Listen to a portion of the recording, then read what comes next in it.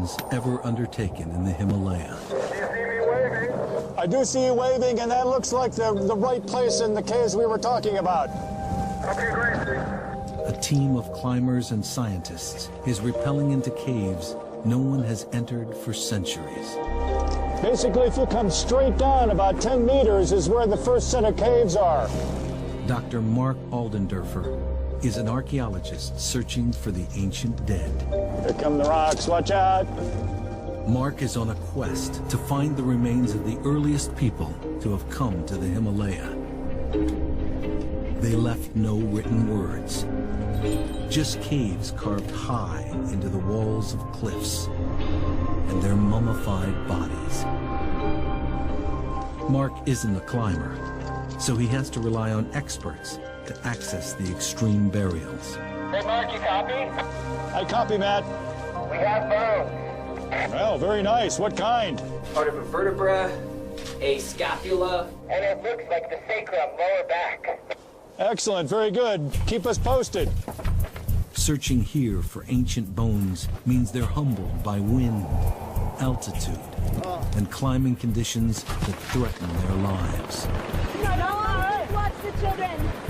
Now, climb into the past and ask why the ancient people buried their dead in cliff caves and confront an unnerving link between the living and the dead. Dada, what are zombies? In the search for answers, will evidence of a surprising death ritual reveal the identity of the first cave people of the Himalaya? Good God, that's a cut mark. Why are they doing this?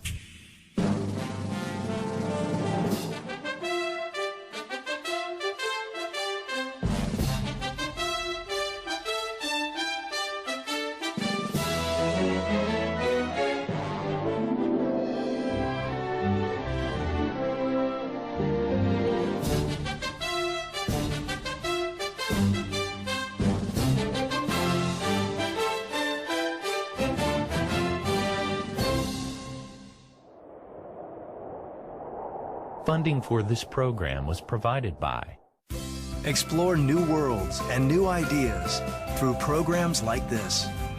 Made available for everyone through contributions to your PBS station from viewers like you. Thank you.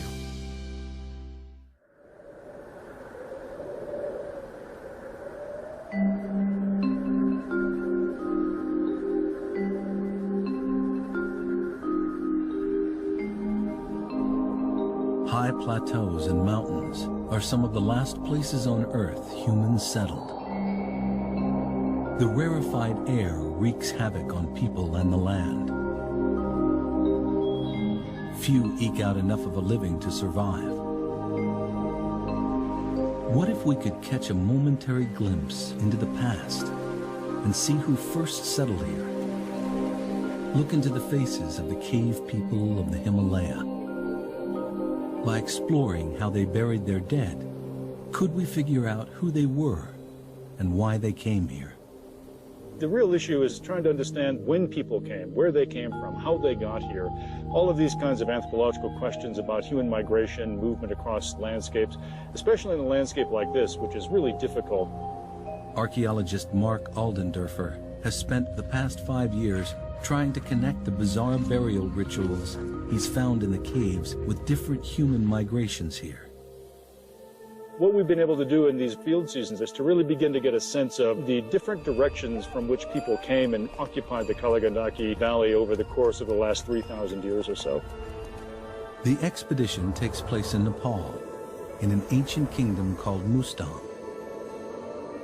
Here, the Kaligandaki River carved a migration route through the Himalaya, connecting China and Tibet with India.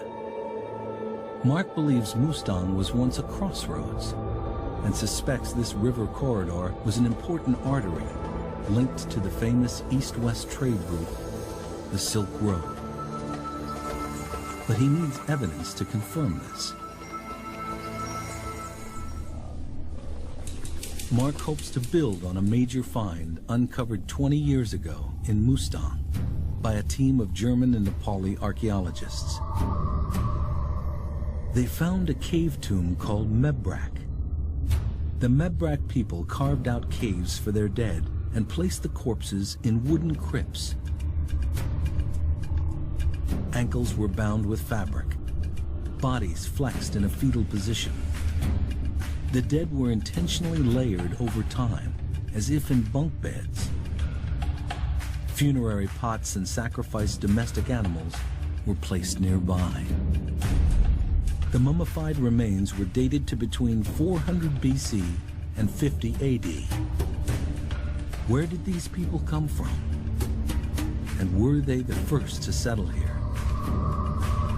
The answer is hidden within more cave tombs, where Mark hopes to compare new finds with the death rituals of the Mebrak burials.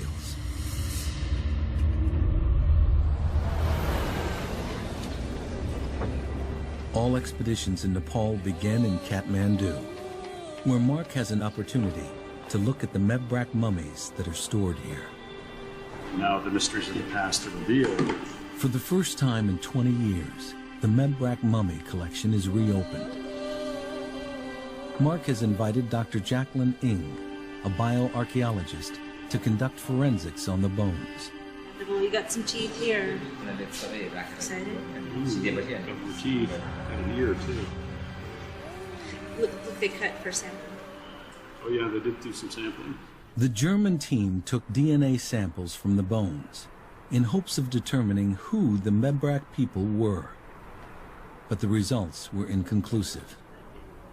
Mark will resample using the more reliable teeth. Major overbite. Good samples will also give Mark a genetic baseline to compare with other burials he hopes to find. This is just extraordinary.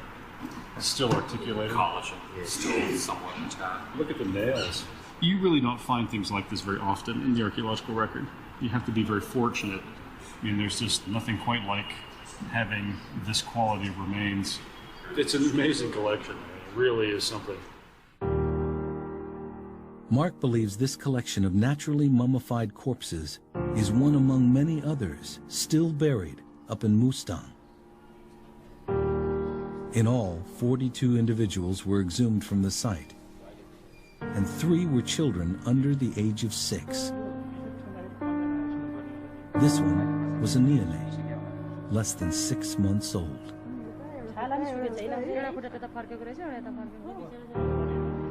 Although this baby didn't live very long, we know the people of Mebrak persevered. Carbon dating reveals the burials span a period of 450 years, suggesting this culture had adapted well to their high, dry environment. That is unbelievable.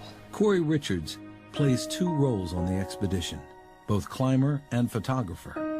He's helping document all cave artifacts and will photograph the story for National Geographic magazine. This is the tooth I want. They're really hard to get out. Yes. Teeth carry data in addition to DNA that will help Mark determine where each individual was born. We have to resort to major surgery here. The bone dust is putrid, a good indicator that usable DNA still remains. Want a knife? Got a knife? That's great. Thanks, Dan. This is perfect for doing this.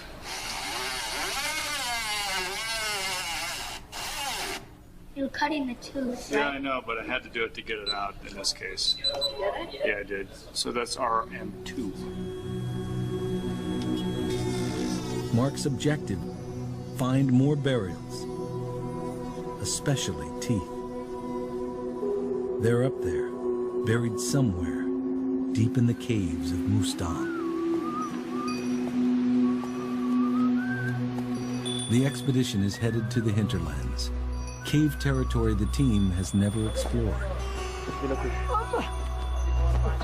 Porters will carry 65-pound loads, while pack horses take on double. The loads are a mix of climbing gear, camping equipment, food, and film cases.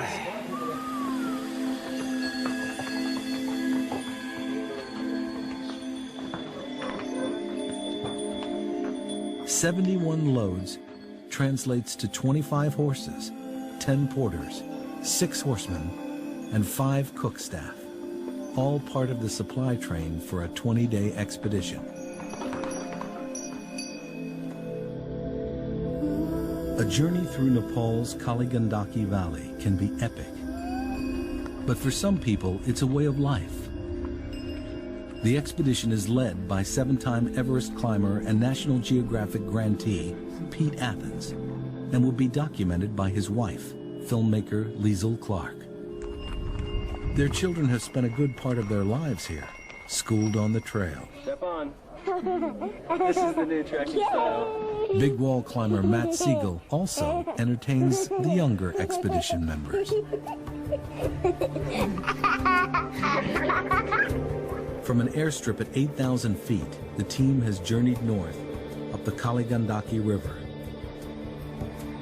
En route, they'll pass some 50 cave systems they've explored on previous expeditions.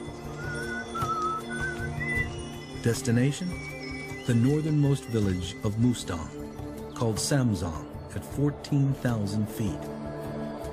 Jackie. Just before reaching the village, 7-year-old Finn finds bones scattered along the river. Definitely not human. Yeah, cat. Yeah, it's a great cow femur. Sharp eye, those kids of yours. Next comes a clue that they've come to the right place. Finn found this humerus of a human. You can see it's a proximal humerus on the right. Don't know what context this comes from. Maybe washed down from somewhere. They're told they're the first foreigners to camp in the village. Most of the men are away, treating their goats at the border with Tibet. The team is given permission to explore a set of shallow caves just above where Finn found the human arm bone. Jackie and Mark's Nepali counterpart, archaeologist Mohan Singh Lama, find several bones just below the caves. These bones are inside the caves. Later, when the caves collapsed, all these antiquities or bones came down in the reach of the river. This is the fibula, which is the side bone. Right rib. Here's an adult 4th metacarpal, which is part of the palm. At least 3 individuals. The way I can tell that is that you see 2 adult left femora, the thigh bone, so there's 2 adults at least, and then a juvenile left. So that makes at least 2 adults and then 1 juvenile. At the base of the cliff sits a huge slab with remnants of caves that recently collapsed. Countless bones and artifacts could be crushed underneath. As Jackie and Mohan start piecing together individuals, it's obvious exploring the eroding caves is urgent. The climbers place anchors above the caves to safely access them, top down. The climbing conditions were particularly loose, so we were driving our big rebar pitons just directly into the sides of the cliff. We set them up really far apart because we're never really sure if a whole block 50 feet tall isn't just going to collapse and roll over the cliff face. With the remains of 3 individuals recovered below, the hope is that there's still something left of what could be a burial tomb. I have 1 human skull. At least 1 skull is still lodged above. The team's permit doesn't allow for traditional excavation. They're conducting what's called rescue archaeology, recovering only what's on the surface.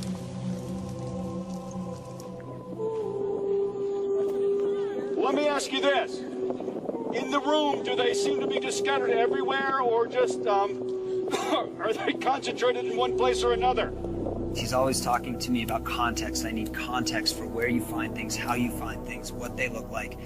So the first thing I do is I start taking pictures and rotating the camera incrementally in a 360. This is the visual record of exactly how we found it. Whether it's been disturbed or not before us, we don't know. But this is how we found it. We've wrapped into 2 chambers that are connected that have what appear to be human remains, animal as well, and some wood remains. The wood is the first significant link to the mummy caves of Mebrak. It could have been used for similar style burial bunk beds. In Mebrak, hand-hewn wooden boxes were fashioned as coffins. The wood here suggests that the Samsung people may have followed the same tradition. Corey, can you do a rough and ready sketch map of where you see things? What we've done effectively is to divide this whole crypt here into 3 separate parts. What we want to do is to quickly draw, label, and then number, and then get them down to the scientists. But most importantly, if we don't capture the context, we lose a lot of information. Keep your eyes open for the bunk beds that they were hanging out on. Another clue emerges that seems to link the Samsung to the Mebrak people. Domestic animals were sacrificed to accompany the humans in the afterlife. 4 animals' skulls and 1 human skull. It's just very, very disorganized up here. Like piles of bones and material all over the place. It's just been kind of imploding on itself. We're just sending down the human remains, but we also have piles of animal bones, mostly goat. Excellent!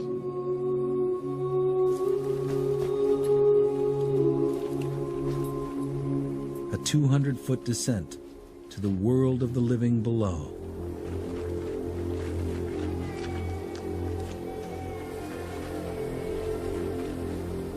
Everyone, it seems, has a stake in the remains. Most important for Mark are the teeth. The first skull, toothless. There's a little tooth fragment in there. Oh well. Yeah. Jackie assembles the bones anatomically, trying to puzzle together complete people to get an accurate count. So here's the parietal, occipital. So like this part, the skull. Here's the face. So it goes like this. So that's one individual. Here comes the other. These people are really pros at losing their teeth. There's just no teeth left whatsoever, but the bone has all been reabsorbed and it's all closed again.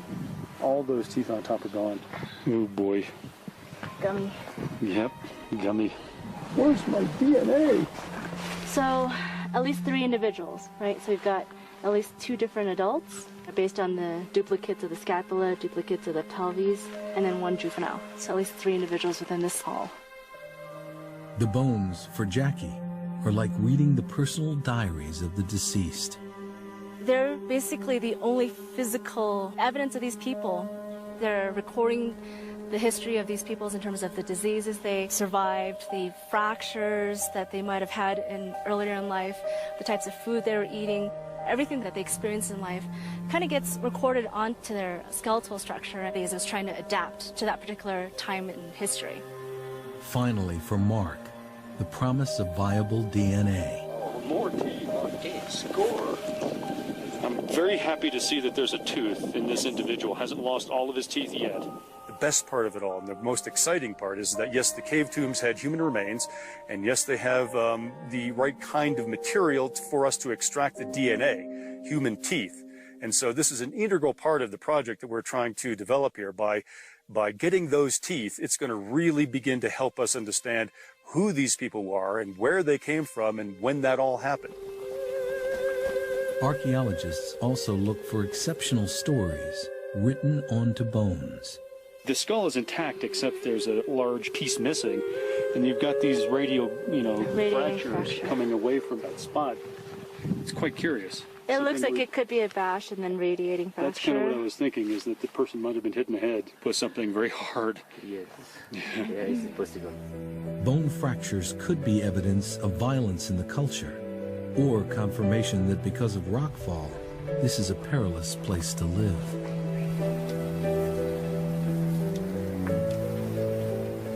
Mark just told us we got exactly what we came here for. Yeah. I wish we could take a shower, but we can't. This little stream right here is as close as we're going to get to running water. That's a bath right there. There's their ass. happened. Yes. Best one today. Fantastic. Thank you so much. What a day, huh? 2 skulls were literally coming out of the wall. I felt like we took another major incremental step back into time. Amazing day. The really brownish one. Oh yeah. I just saw the top of it and sort of brushed around it, and it has teeth, and it only has one sort of hole in the side here, but Well, it's you know what? totally We have some interesting thoughts about that. It looks like we think maybe that person got smacked in the head. Oh yeah. Because there's a radial fracture that comes right away from the suture, and the suture is detached as well. That might be a blow. The plan is to return in the morning. Only half of the caves have been explored.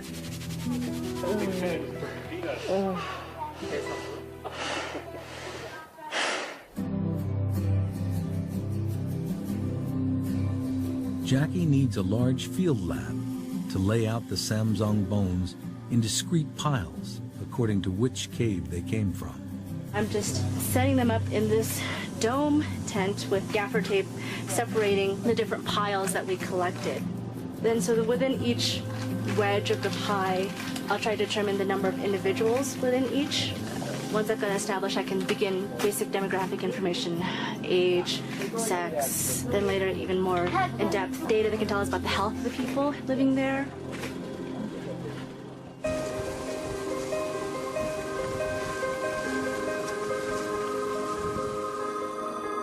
People carved these caves because this was their cultural pattern on how to deal with the dead. This is how they see placing people into the afterlife. You know, we Westerners often put ourselves in cemeteries. These folks here created a different kind of cemetery, what I would call a communal tomb, where they would put family members into these caves and use them again and again as part of their ritual practice. The bone rescue mission today is quite delicate. I think we're looking at 1 or perhaps 2 individuals here.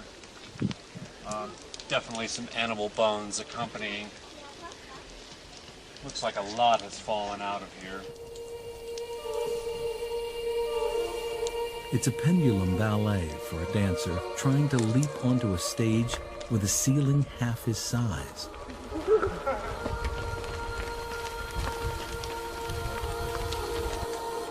Whether by looting or erosion, the material culture is long gone from this cave. Burial artifacts like jewelry and pottery that would have accompanied the dead into the afterlife.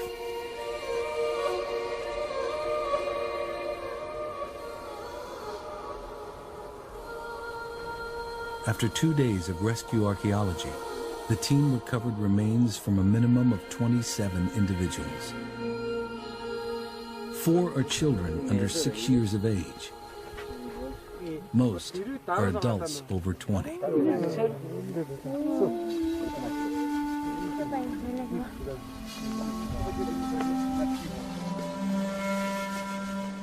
We found 8 or so individuals in the very shallow cave. I can't even say they would have lasted this monsoon. I don't know if they, after a month or 2 in a heavy rainstorm, wouldn't have washed into the river.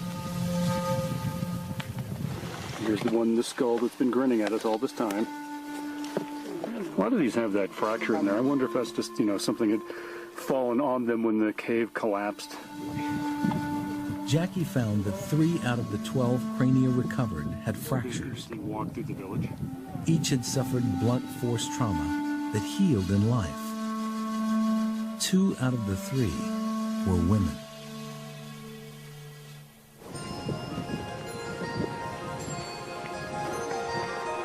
Through Jackie's bone analysis, we have a clearer picture of how the early Samsung people lived. Little about their agrarian life has likely changed in the hundreds of years that have passed. Their ground-down teeth suggest they had a lot of grit in their diet, probably grain-based, like today, where the staple crops are wheat, barley, and buckwheat. After cleaning and scrutinizing each bone, Jackie detects a disturbing detail. So I hear you have some interesting discoveries to relate. I noticed this from like the very first haul bag. There's a couple of... Good God, that's a cut mark. Yeah, so there's 2 right here.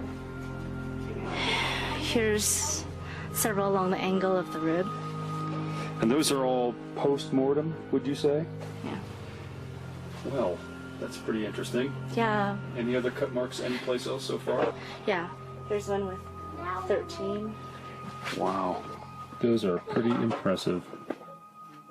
Okay, so let's figure why are they doing this? Yeah. I mean, how do you get a cut mark on the humerus like that? Definitely a bladed implement. Clearly there's an attempt to modify the corpse in some fashion, but we just don't know what that process is right now. Theoretically, this all dates to the Mebrac period because of the beds, but on the other hand, it's very different than the Mebrac period because none of those skeletons, as far as we know, had any kind of, post-mortem traumas. So this is something a little different. Yeah. Wow. Although there's evidence of wood coffins and animal bones like Mebrac, the cut marks on the Samzong people point in a new direction.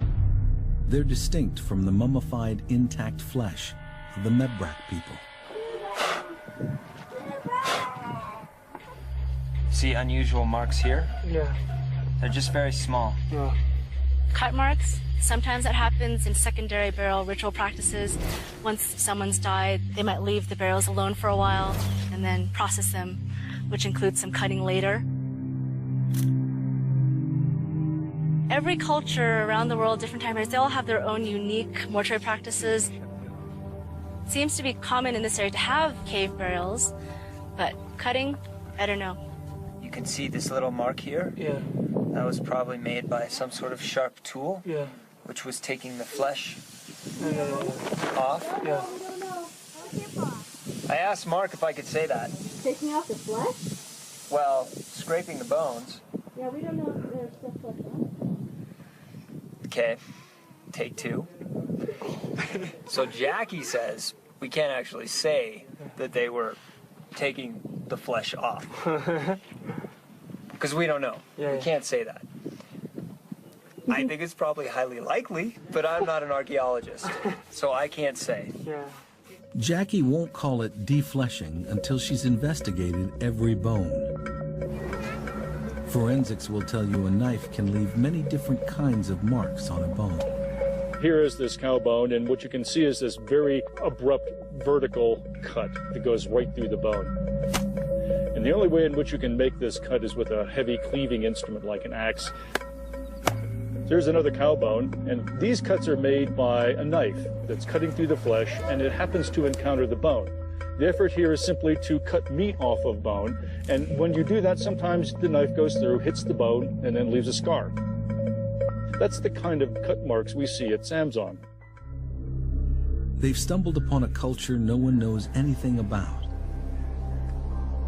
And Jackie finds that 63% of Samzong's bones have cut marks that clearly indicate defleshing. This practice has never been documented in the Himalaya. It may be linked to the origins of the funerary ritual called sky burial.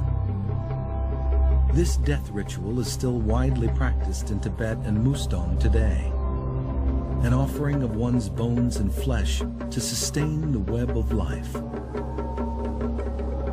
Vultures are believed to be sacred dakinis, or angels that carry the soul to the heavens. When human populations migrate, they take their mortuary practices with them.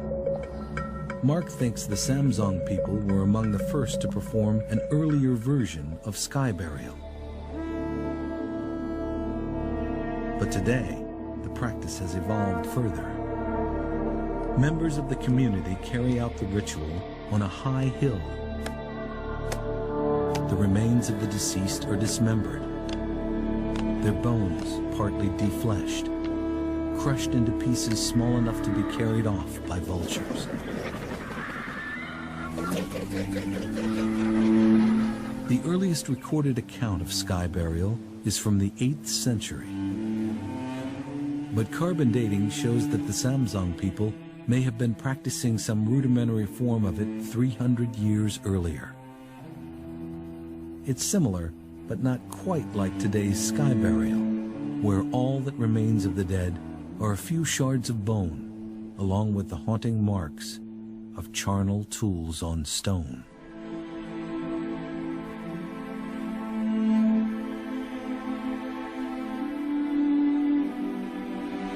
a lama from Samsung sees an opportunity. The local lama was asking for a skull in order to use for tantric rituals. For hundreds of years, Buddhists have used human bones in rituals surrounding death. He wants to make a cup for tantric rituals. I mean, there's no guarantee that we can provide that. Does he have a skull he's currently using? He lent somebody the house and use. Okay. So he wants to his one skull. Ah, okay, I see. Right now he's borrowing somebody's home. It's an absurd conversation from the perspective of Western science. But for a local Buddhist lama, a human skull that is already defleshed has a use. From an archaeology standpoint, that's horrifically inappropriate. My opinion is that I would prefer not to do this. But since this is not my country, I have relatively little standing in making this happen. From a scientific standpoint, it's a bad idea. He cuts the top off the skull and uses that as the cup, right? Yeah. In Mustang, skull cups are used in many rituals. Some are adorned with metal and precious stone. This one is sanctified with butter.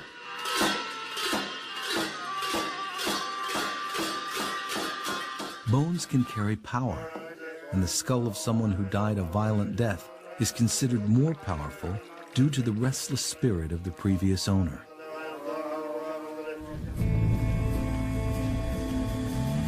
Pete, who is Buddhist and also teaching his children about the religion, wants to learn more about defleshing of bones.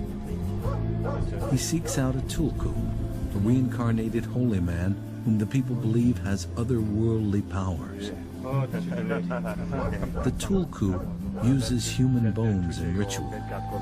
He may know of past rites involving defleshing. The practice is performed today on human thigh bones.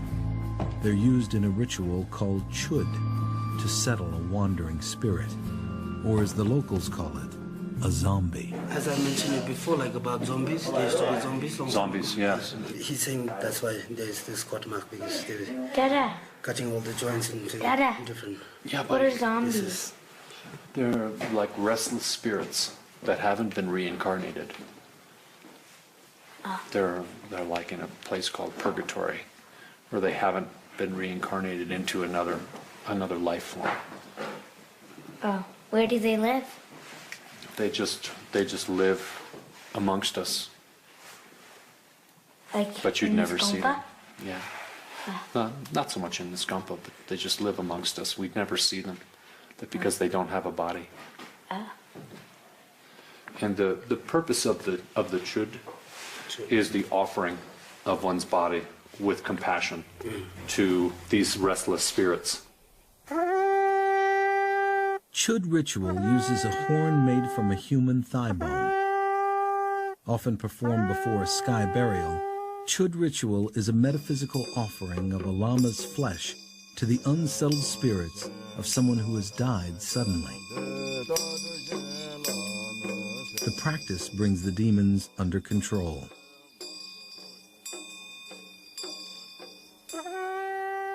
The use of a human bone adds to the ritual's potency. But the best bone will be of someone who just didn't die like normal death, but because of an accident.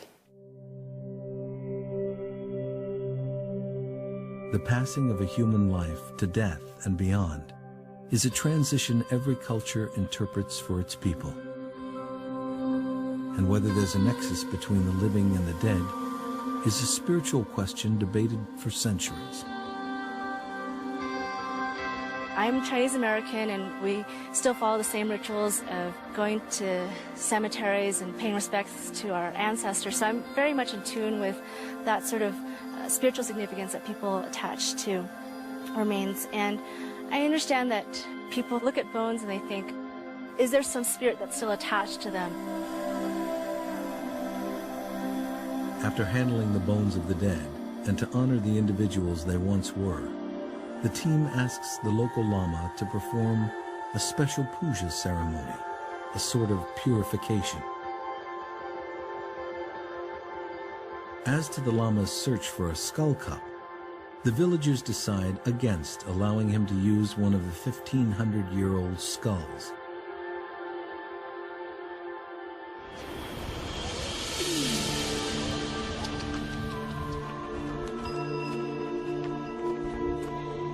There's just enough time left this year to explore one more cave down valley. A new motor road along the ancient trade route cuts travel time in half. While climbing into the last cave, Corey's luck takes a frightening turn. Hey, so Mark and Jackie just wanted to give you confirm from the ground here, local authorities are saying that we will have the ship here in about 15 to 20.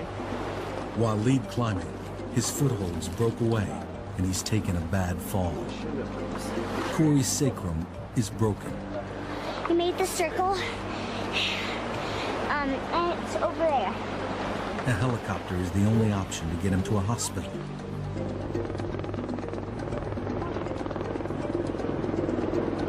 Local police give clearance for the landing. Passport number. Passport number? It's over there. Pete has given an injection for the pain. The situation suddenly gets worse. The helicopter hits a power line. Live wires could be caught in the rotor. Out of the way. They have to find a place to step over the wires without getting electrocuted. The ordeal becomes surreal. Seriously injured climber, river water, electrical wires, Watch the children. No touching wire. even donkeys carrying fuel.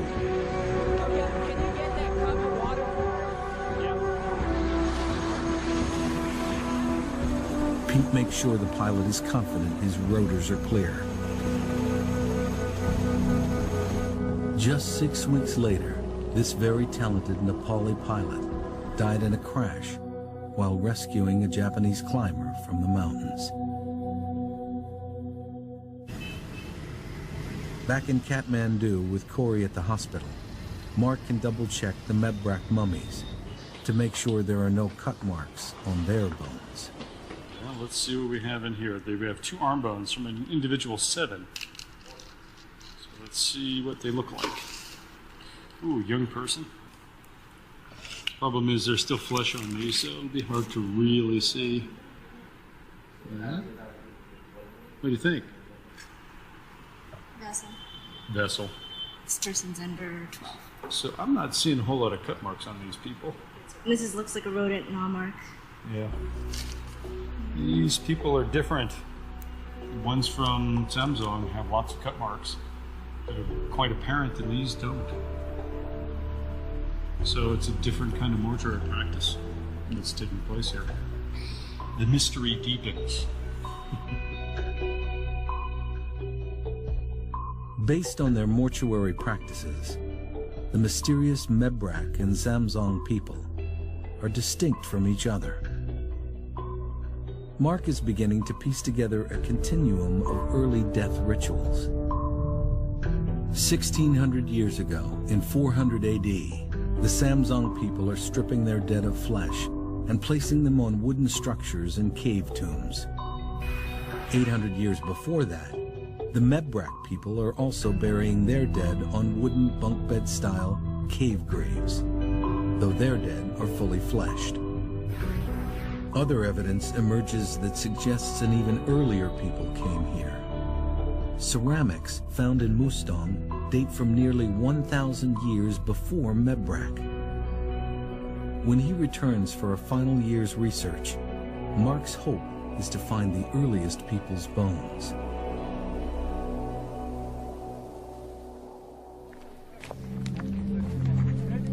Nine months later, Corey has recovered, and the team assembles again for a trip up the Kali Gandaki.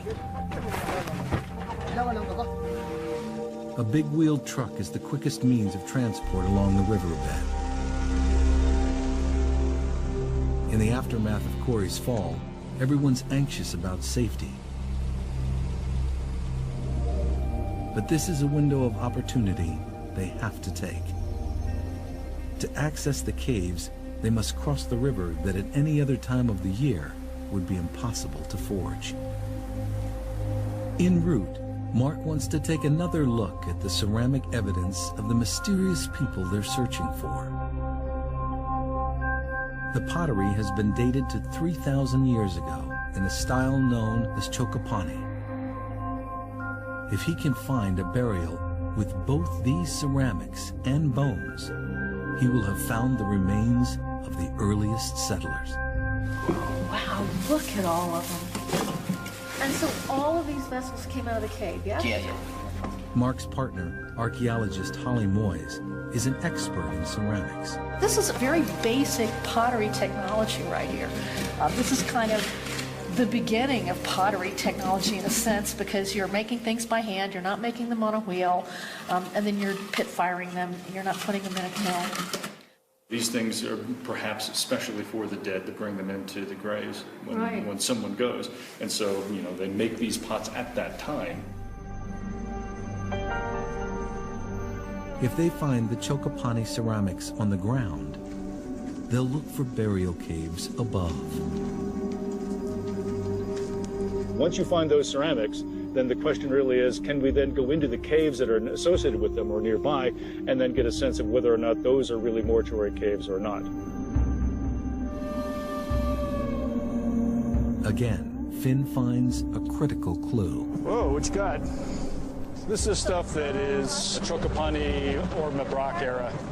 You know, as early as 3,000 years ago and maybe as late as, 400 BC or so, but this is the early stuff. So there's an early occupation here, so that means you guys got to go in those caves and find the stuff.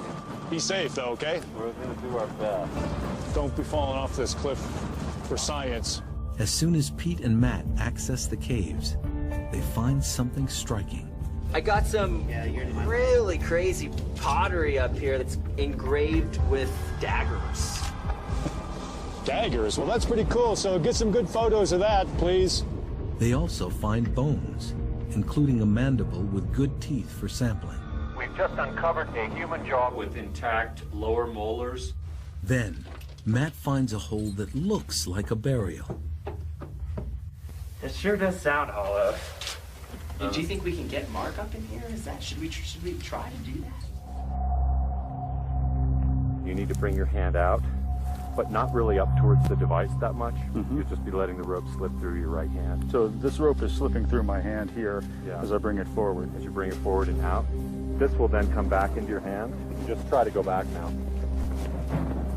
If I just go straight off, I don't have to look down, do I? Whoa, hold on. Sorry. Mark has rappelled only twice in his life. Thanks, Pete. I really want to get in these caves now, regardless of any kind of fears I have about hanging on the end of a rope. I need to be in there to see exactly what the context is and get a sense of what was going on in that site. There you go, just kind of slide in. Yeah. Thank you. I appreciate your good services on this, gentlemen. Can you hand me my trowel, please? Mark uncovers layers of material below flat capstones. The stones, now jumbled, covered over successive layers of what appears to be a burial, called a pit tomb. It looks like a vertical shaft with a corpse at the bottom, then progressively layered with sticks, stones, and humans. Mark thinks there are more layers and bodies below. Mark has bones, but he doesn't have ceramics, and it looks like looters have plundered the burial. It's just been completely chewed up by the looters that came in here and started robbing. Hidden within a layer of sticks, Matt finds a means to date the cave. This is a pretty fully packed pot. Pete and Mohan measure the cave and sketch map it so they have a clear reference to correlate with Corey's photos. We're all set in here? I think so. Okay, see you in a little bit. Have fun digging in the dirt. The bones from this cave, called Riri by the locals, tell us there are at least 5 individuals buried here. 4 adults and 1 child between 3 and 7 years old, and there are likely more. Mark can't be sure just how old the burials are until he and Holly have a chance to analyze the pot and other ceramics found in the cave. So this is all stuff that we got off the surface. This stuff on this side came from the caves. This is a beautiful vessel. It was obviously handmade. You can even see the finger marks on the inside where they pinched it. So like my finger fits right in there. So I can see where the people went around and pinched this pot. And we know from the German Nepali project that these date to anywhere between 1000 BC and maybe 450 BC. And so that's Chokapani ware. These pots that came out of the tomb are also Chokapani ware. And so that's why we believe that some of the tomb contents date to Chokapani times. This is supposed to represent some of the original inhabitants of the Kaligandaki Valley. Teeth hold DNA. But that's not all. Your teeth trap critical information about you from the day you're born. A sort of internal chemical GPS. We can take the dental enamel, we can analyze it for something called strontium. It's one of the natural elements. And what variability in strontium isotopes tells you is a very precise geographic location of where you were born.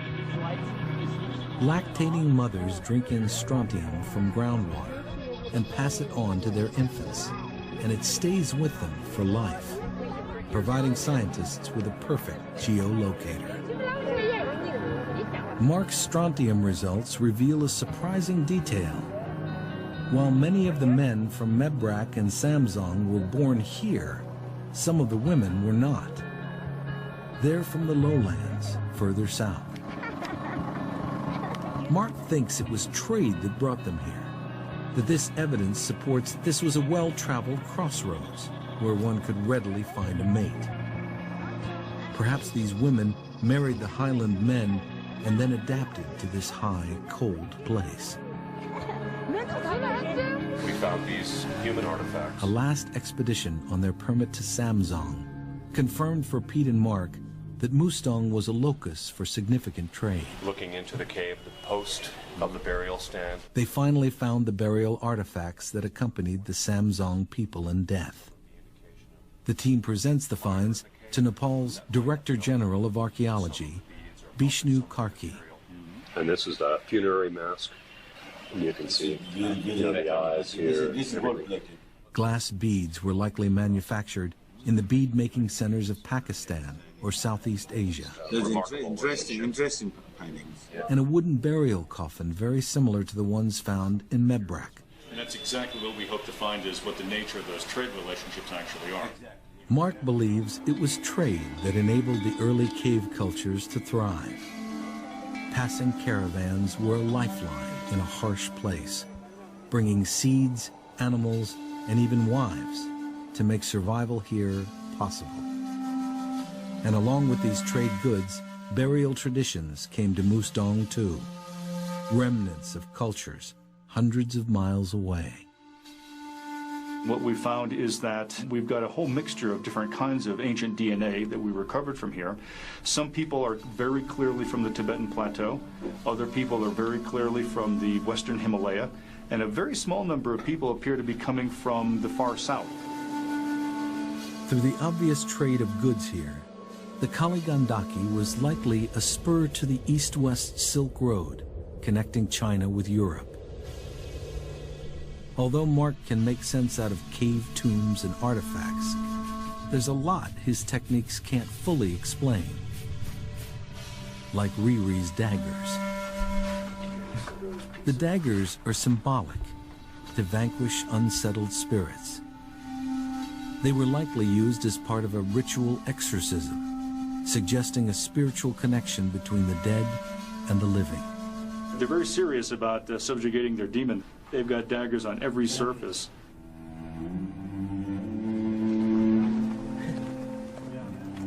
There's always one last cave.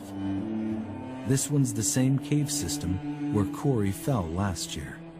There's 18 windows, and they're believed to be sacred texts in the caves. Whether that's true or not, we don't know. The team is given permission by the nearby villages to explore them once and for all. That's fine. I trust that. Pete will belay as Matt leads the climb. It's not that solid. Yeah, there's still going to be some mud.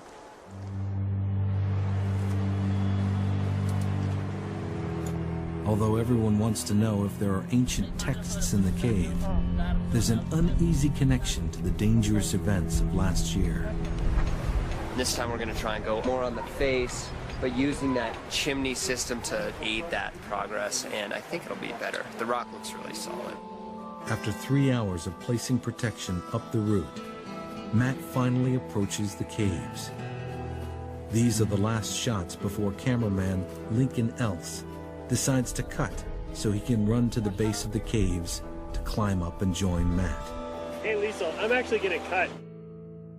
Matt's rope loosened a rock, and seconds later, the world for cameraman Lincoln went black.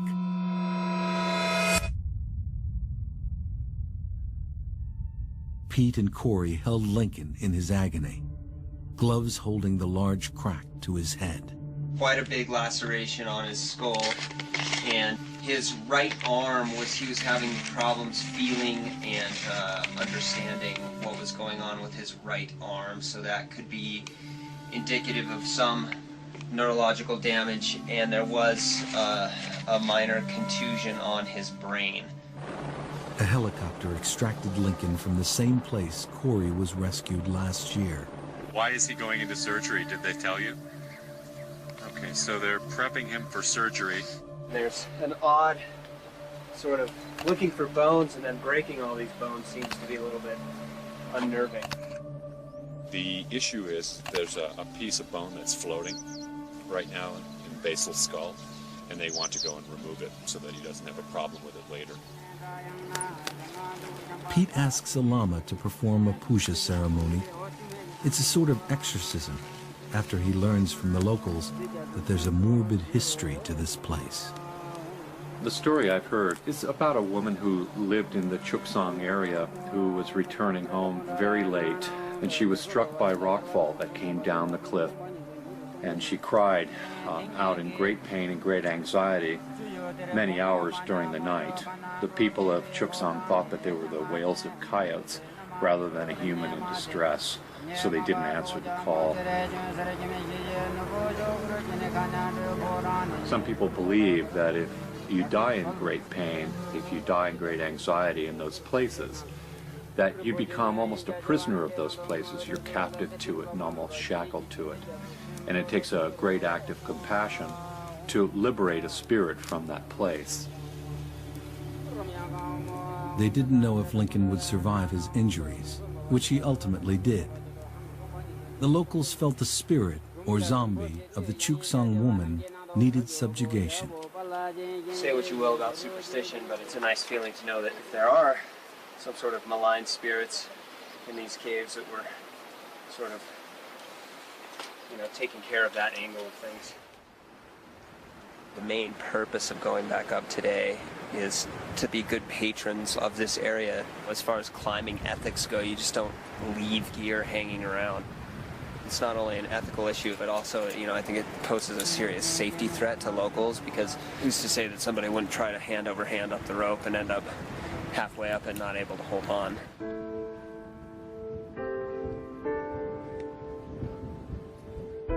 The caves were perfectly empty. Most likely meditation cells used by Buddhist monks, searching for an end to suffering in life and death. Cultures have lived and died here for thousands of years, and each has divined its own rituals for the living, left behind to make sense of a brush with death. Scary stuff happened here yesterday, and scary stuff happened here last year, and so we're just kind of, I'm really trying to overcome that sort of irrational, illogical fear. The team will come back, but not without pause for reflection on what they've learned about not only the first people who came here, but those who remain, the unique burials of their dead, and their rituals surrounding the fragile relationship that exists between the living and the dead.